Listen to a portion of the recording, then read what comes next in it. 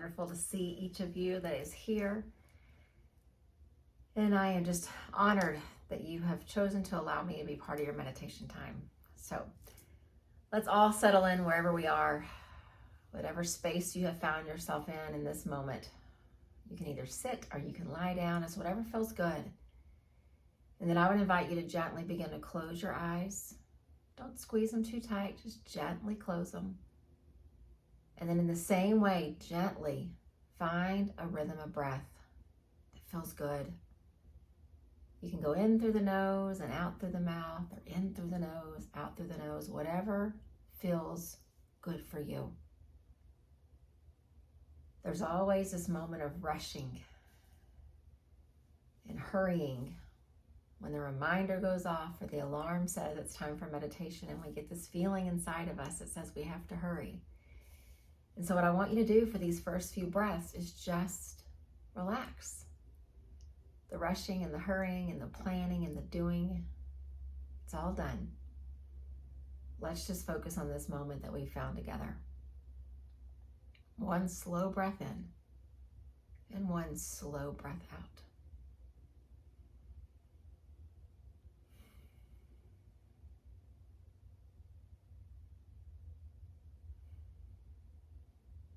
And remember, stay intentional about your breath.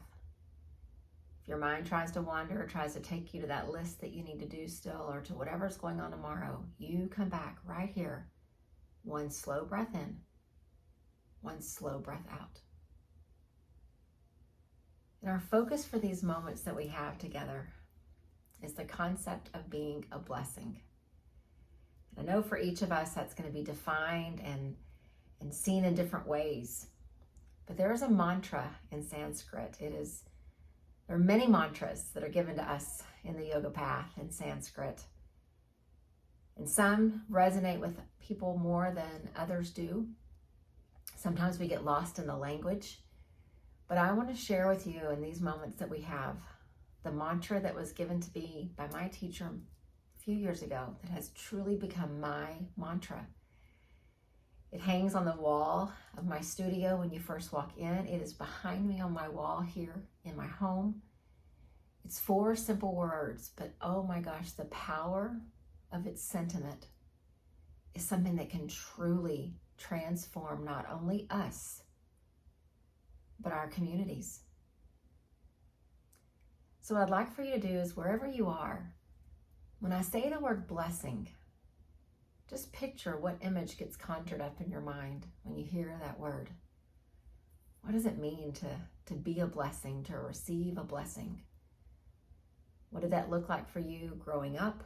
What does that look like for you in your adult life? Just what do you see when you hear the word blessing?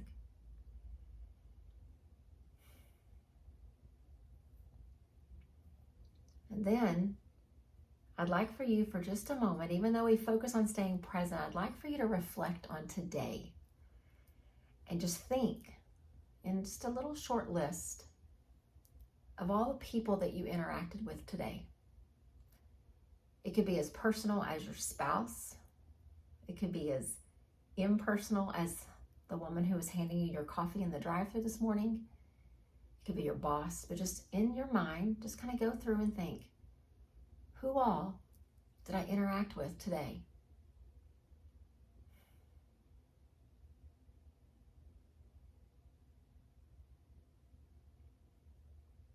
And as that list is kind of ticking away in your head, just reflect and think, how well did all of those interactions go? Were they all exactly as you wanted? Did they all fill your soul with joy and with kindness and with love and contentment? Or were some of the interactions maybe not what you wanted or needed in that moment? So just reflect as you've made the list of who all you've interacted with. How did each of those go today?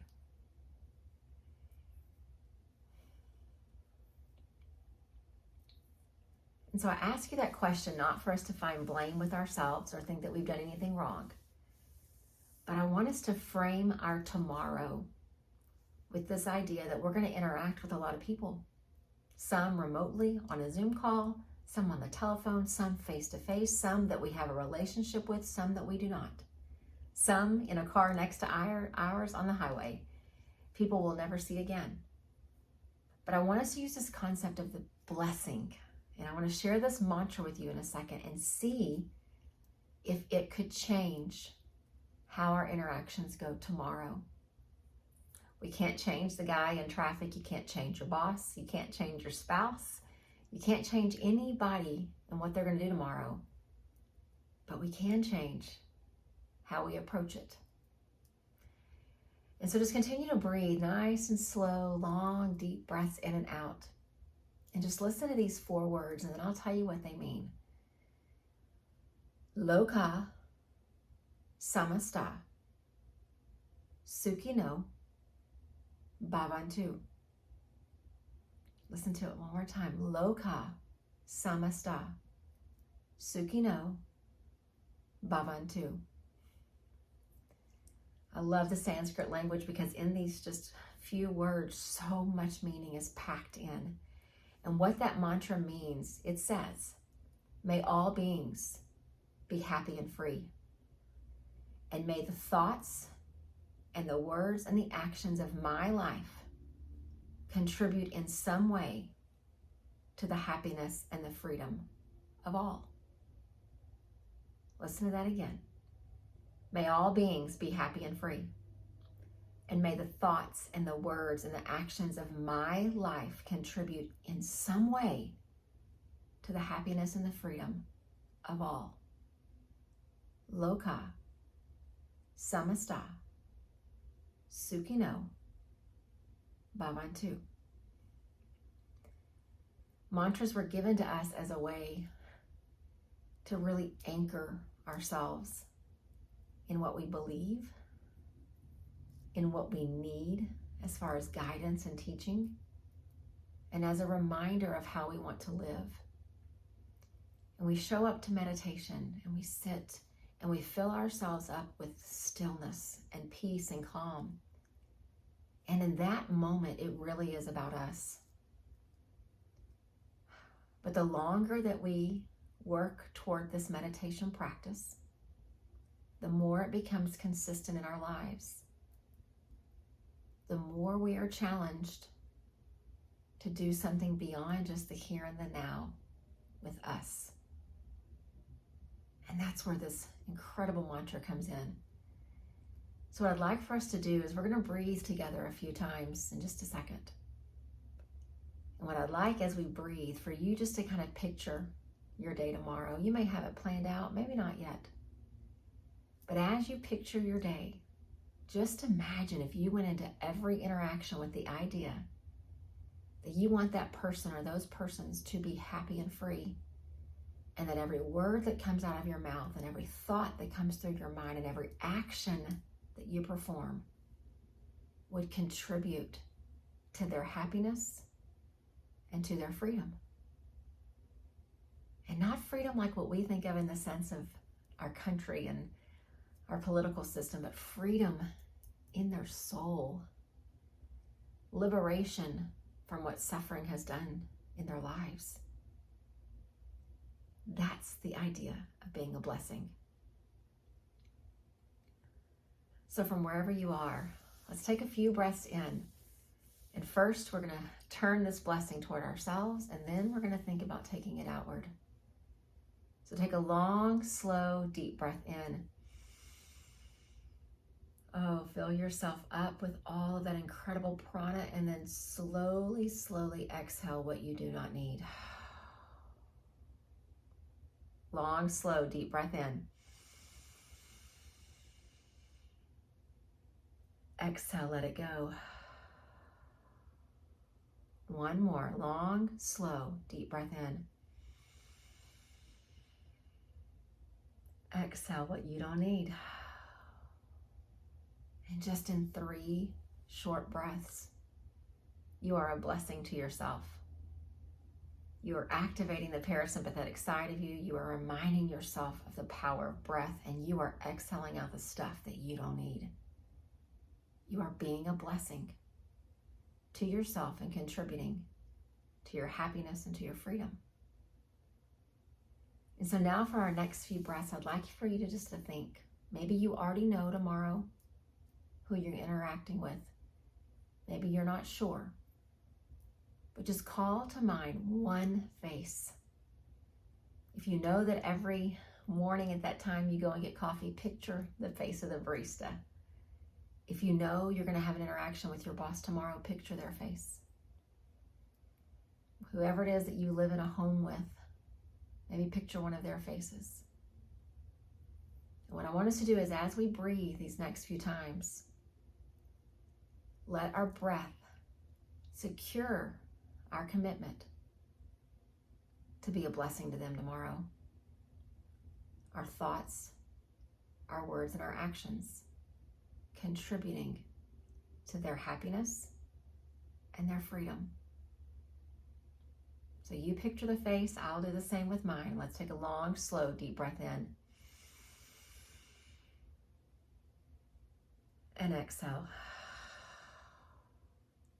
And a long, slow, deep breath in.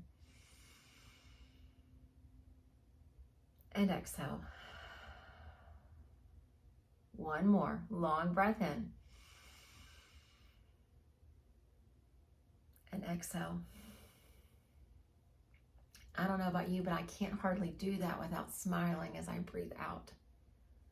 Knowing that something within me, just from these moments of stillness that I spend on my cushion or in your spot, wherever you are, could actually allow me to contribute to someone else's happiness and freedom. It doesn't mean we're responsible for making someone happy. It means that what we're going to do is going to clear their path just a little bit. It's going to make their journey just a little bit easier. Make their darkness a little less with a little more light. So now let's just sit in quiet and just seal that commitment. Lokah Samastah Sukhino Bhavantu. Nice slow breaths in and out. You in your space and me in mine.